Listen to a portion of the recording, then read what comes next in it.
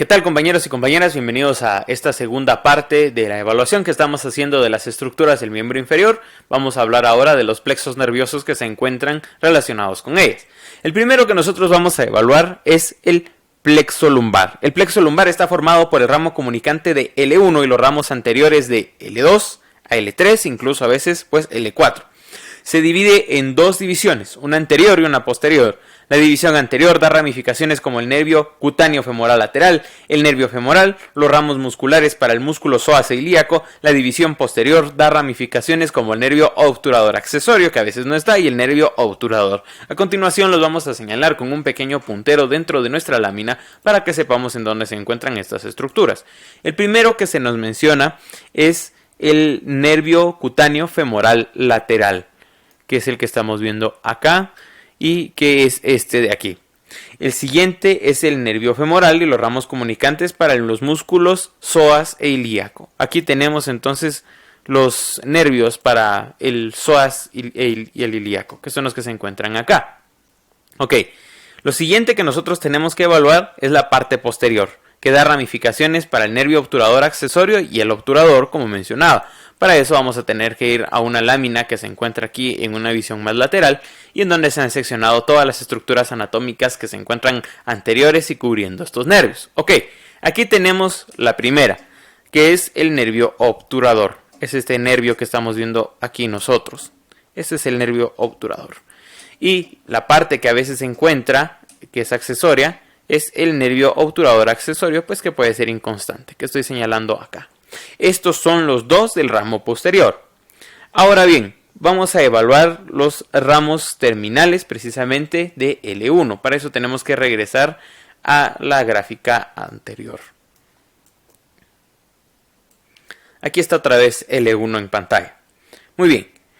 Los nervios terminales de L1 son el nervio iliohipogástrico, el ilioinguinal y el génito femoral. A continuación los vamos a señalar. El nervio iliohipogástrico se encuentra aquí. El nervio ilioinguinal se encuentra aquí. Y por último, el nervio génito femoral, que es el que se encuentra aquí. Perdón por ese trazo de más. Ahí está. Muy bien. Entonces, recordemos.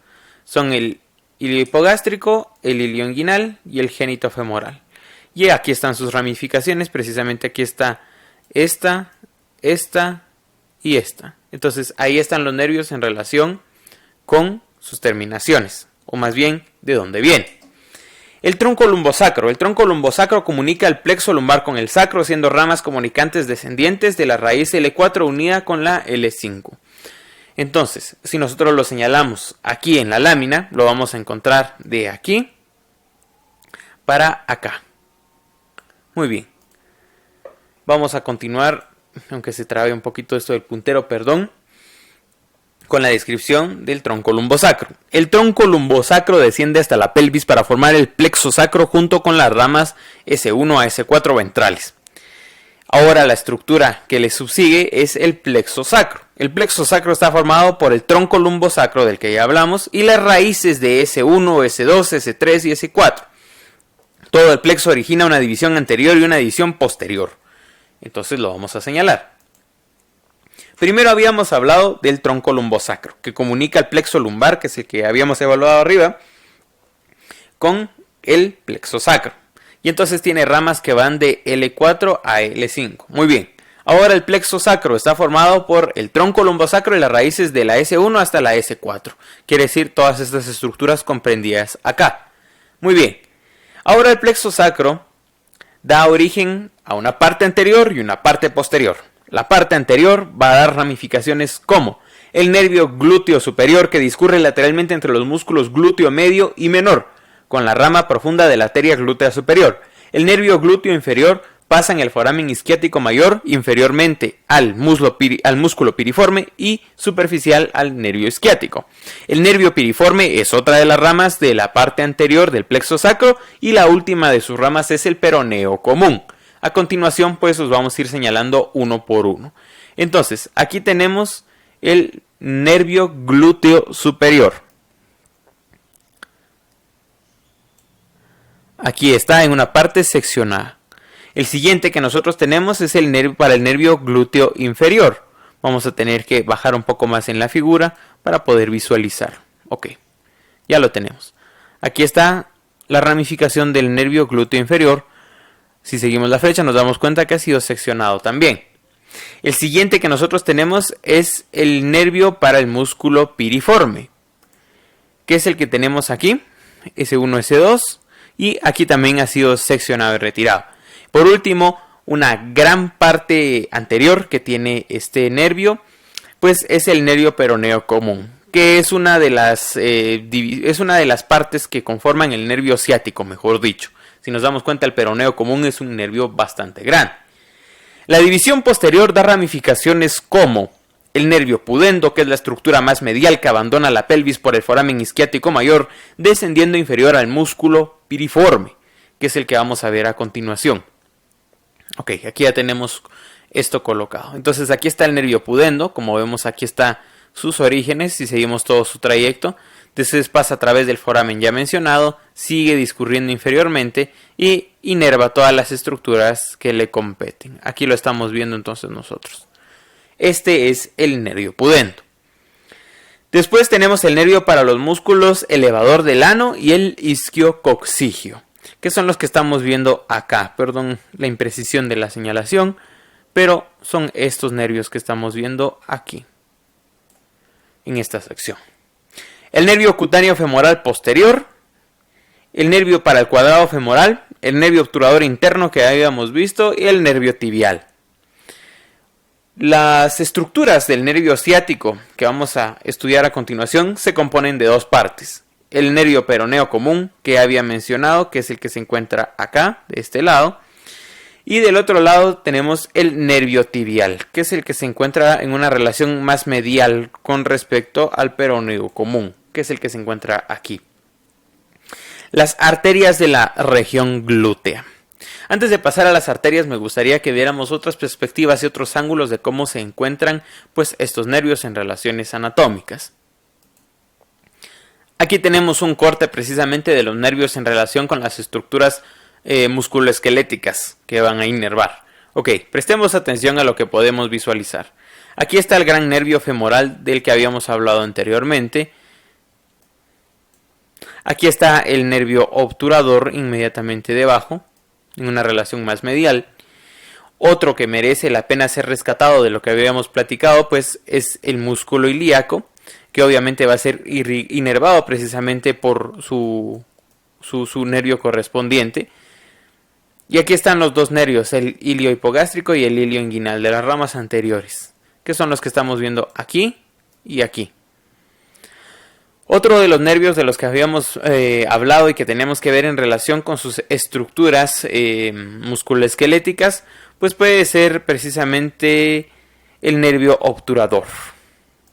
Aunque aquí claramente el músculo obturador ha sido seccionado, aquí vemos precisamente todo el transcurso que sigue, cómo discurre. Aquí dentro de las divisiones que habíamos hablado anterior está el nervio del músculo cuadrado femoral y el gemelo anterior, que es esta rama que estamos viendo justamente acá. De los ramos anteriores que nosotros podemos ver, si nos damos cuenta, sigue todo este trayecto, siendo precisamente uno de los ramos pequeños de las estructuras de el tronco lumbosacro, como estamos viendo acá. Seguimos viendo los nervios en relación con sus músculos. Aquí estamos viendo el plexo lumbar del que habíamos hablado antes. Aquí se han seccionado todos los músculos que se encuentran cubriéndolo. Podemos verlo en relación con algunos. Otras de las estructuras que nosotros podemos ver precisamente es el nervio cutáneo femoral lateral del que habíamos hablado. Aquí está el músculo ilíaco con el que se encuentra en estrecha relación. Aquí está el nervio obturador, ya con más relaciones precisamente anatómicas con el músculo psoas. Y podemos ver también además los movimientos que realizan estos músculos. Las flechas indican la dirección de la acción de los músculos ilíaco, psoas mayor superiormente, ilio-psoas inferiormente. Como veremos más adelante, el músculo psoas, a pesar de que se encuentra en la región abdominal, en parte de la región pélvica, es un músculo precisamente del miembro inferior. Las arterias del miembro inferior, de la región glútea, nacen de las arterias ilíacas internas. Es decir, de aquí es de donde van a salir precisamente todos los ramos de lo que van a irrigar las estructuras que se encuentran en la región glútea. Una de las que vamos a estudiar a continuación es la arteria glútea superior, que vamos a ver en esta lámina. La arteria glútea superior, que se encuentra aquí acompañada de su nervio respectivo y la estamos viendo aquí, es una rama gruesa de la arteria ilíaca interna, siendo la más gruesa en especial de esta misma, discurriendo posteriormente en el tronco lumbosacro y el nervio S1, y se anastomosa con la arteria glútea inferior y circunfleja femoral medial. Irriga todos los músculos glúteos y el tensor de la fascia lata. Ahora vamos a ver la arteria glútea inferior. Creo que para eso será más fácil valernos del pequeño puntero. Entonces, acabamos de hablar de la arteria glútea superior, que en esta lámina se encuentra acompañada de su nervio. Y ahora vamos a hablar de la arteria glútea inferior. La arteria glútea inferior se encuentra acá, acompañada precisamente de su nervio. Y es lo que estamos viendo aquí. Esta es la arteria glútea inferior. Muy bien. La arteria glútea inferior nace de la ilíaca interna y discurre posteromedialmente con la fascia pélvica parietal entre los nervios S1 y S2 y se anastomosa con la glútea superior. Irriga el glúteo mayor, el obturador interno, el cuadrado femoral y los músculos isquiotibiales en su parte superior. Ahora vamos a hablar de la arteria pudenda interna.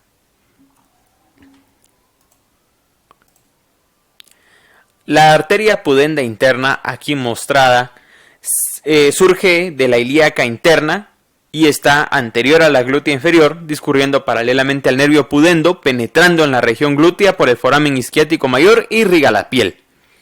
Vamos a pasar a hablar ahora de las estructuras de la región femoral. Muy bien. Las estructuras que se encuentran en la región femoral son varias, y quizá la más sobresaliente es un hueso, el fémur. El fémur es un hueso largo. Es el hueso más largo y pesado del cuerpo y transmite el peso corporal desde el hueso coxal hacia la tibia cuando la persona está en bipedestación. Su longitud es equivalente a un cuarto de la parte de la altura de una persona. Igual al húmero, tiene una diáfisis y una epífisis proximal y distal. Su epífisis proximal tiene forma de L, que es lo que estamos viendo acá. Y dicho ángulo formado llamado el ángulo de inclinación permite acciones como las siguientes que favorecen la marcha bípeda. Mayor movilidad del fémur, mayor eficiencia de los abductores y rotadores del muslo, posición oblicua del fémur con respecto al muslo y por ende las rodillas podrían estar adyacentes, inferiores al tronco.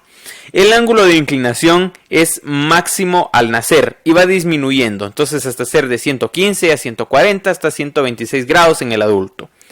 Lo siguiente que nosotros tenemos que evaluar precisamente de este ángulo es que cuando lo vemos desde una vista superior de la epífisis proximal podemos apreciar un ángulo de torsión o de declinación con un valor más o menos de unos 7 grados para los hombres y de 12 en la mujer. Este en combinación con el de inclinación permite movimientos rotatorios de la cabeza del fémur dentro del acetábulo, es decir, esto de acá. Es lo que permite los movimientos de rotación colocado oblicuamente para volver los movimientos de flexión, extensión, abducción, aducción y rotación del muslo. Aquí estamos viendo entonces el hueso fémur. Hay algunas estructuras que nosotros tenemos que salvar de aquí precisamente como sus detalles óseos, que vamos a ver. Aquí está la cabeza, que es lo que se halla en contacto con el acetábulo. Aquí está la fosita, que ya sabemos que hay un potente ligamento que nace de aquí. Aquí tenemos el cuello y los orificios y forámenes retinaculares. Aquí está el trocánter mayor, punto de inserción importante para muchos músculos que se encuentran en la parte posterior. Aquí está el trocánter menor, que también sirve de inserción para otros músculos y tendones. La línea intertrocanteria, que se encuentra por aquí. Más abajo vamos a seguir evaluando otras estructuras, que retire eso. Ya sabemos que aquí está la cara donde va a estar sus cóndilos lateral, su cara rotuliana, su cóndilo medial, que es en donde entra en contacto precisamente con la tibia. Si nos damos cuenta, comparte ciertas características precisamente con el húmero, que también permite pues este movimiento de flexión, abducción, teniendo esta fosa intercondilia, que es en donde se realizan los movimientos de flexión y de extensión y permite por ende este ángulo de apertura.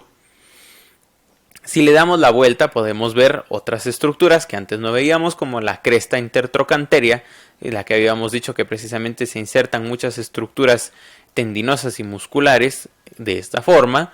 Tenemos la línea pectilínea, tenemos el tubérculo cuadrado que se encuentra acá, y otra estructura pues que merece la pena rescatar de esta vista posterior es la línea áspera. En la línea áspera, como veremos más adelante, se van a insertar muchos músculos tanto de la región glútea como de la región femoral. El siguiente hueso del que vamos a hablar es la rótula, que aquí vamos a señalar. Esta es la rótula. La rótula es un hueso sesamoideo ubicado en la rodilla, es decir, tiene forma de ajonjolí.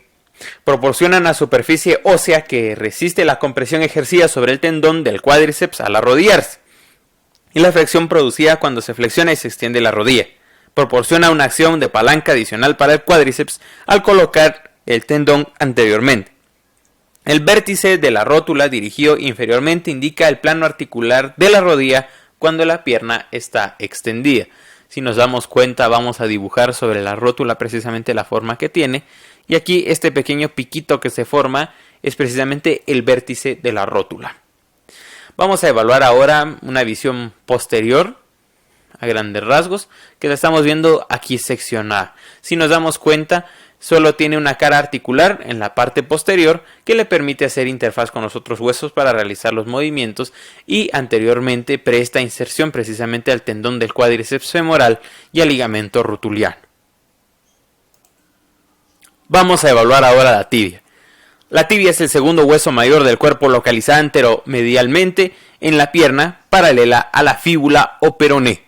Aquí está la tibia. Vamos a hacer entonces un acercamiento para poder ver sus detalles óseos y otras relaciones anatómicas que tiene. Este es el segundo hueso más grande del cuerpo. Lo estamos viendo acá. Es esto de aquí. Hasta aquí vamos a hacer un corte para que sepamos en dónde está. Muy bien. Se ensancha hacia afuera en ambos extremos para una mayor superficie articular y transferencia de peso.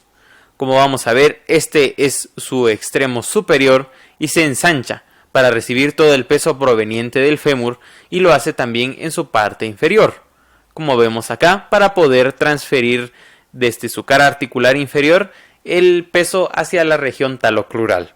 Muy bien, ahora vamos a hablar de la fíbula, que es un hueso delgado situado posterolateralmente a la tibia. ¿Qué es lo que estamos viendo acá? Es bastante delgado, él nunca entra en contacto con, le estoy diciendo él porque estoy usando el término masculino de peroné, él nunca entra en contacto precisamente con el fémur.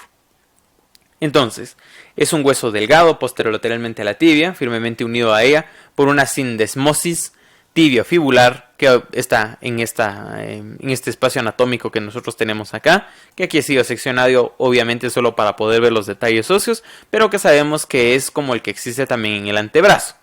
No interviene en el soporte del peso corporal y su función principal es para la inserción muscular, dando inserción distal a 8 inserciones proximales. Muy bien, las articulaciones de la rodilla, ahora las vamos a estudiar. Vamos a tener que hacer una pausa aquí para poder buscar la lámina. Muy bien, aquí están las articulaciones de la rodilla.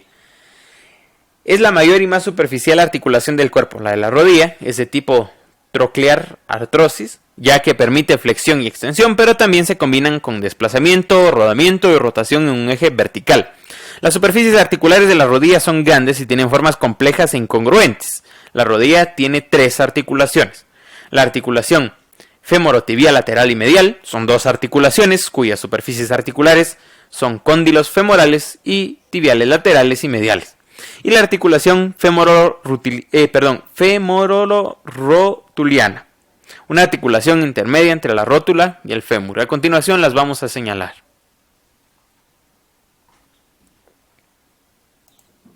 Muy bien, ahora ya tenemos localizadas las partes que vamos a describir.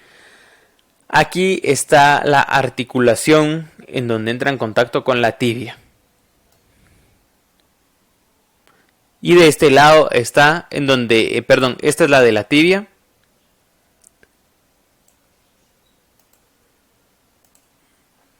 Me había equivocado ahí, pido sumas disculpas. Ambas son de la tibia, la medial y la lateral que se habían descrito. Aquí está la lateral, aquí está la medial. Ambas articulaciones tienen relación con la tibia. Y la articulación femorolo-rutuliana. Es una articulación intermedia entre la rótula y el fémur que se encuentra en la parte inferior. Perdón, tuvimos un pequeño error ahí. La articulación femorolo-rutuliana es una articulación intermedia entre la rótula y el fémur. Entonces se borra lo anterior, corrijo. La articulación femorolo-rutuliana, pido perdón porque estoy basando en un resumen, es una articulación intermedia entre la rótula y el fémur. Ok, la fíbula no participa en la articulación de la rodilla. Es débil la articulación por su incongruencia en sus superficies articulares y su estabilidad depende sobre todo de los ligamentos, no tanto en sí de la interfaz que tengan los huesos y de la articulación, sino más de los ligamentos. La potencia y la acción de los músculos circundantes y sus tendones también ayudan a estabilizarlo, mantenerlo firme y que tenga movimiento, y esto es lo más importante. Y los ligamentos que conectan al fémur con la tibia, como ya habíamos dicho, son lo que mantienen esta estabilidad. El músculo más importante en su estabilización es el gran cuádriceps femoral, en especial los vastos medial y lateral. En bipedestación, la rodilla es más estable porque la máxima congruencia de sus superficies articulares se da. Los ligamentos y los tendones que rodean la articulación están tensados, ejerciendo un efecto estabilizante, valga la redundancia. Ahora vamos a hablar de los ligamentos extracapsulares, es decir, fuera de las cápsulas. En primer lugar, tenemos al ligamento rotuliano o rotulano. A continuación lo vamos a evaluar en una lámina. Muy bien. Dentro de los ligamentos extracapsulares tenemos el ligamento rotuliano, que vamos a evaluar aquí señalándolo con el puntero.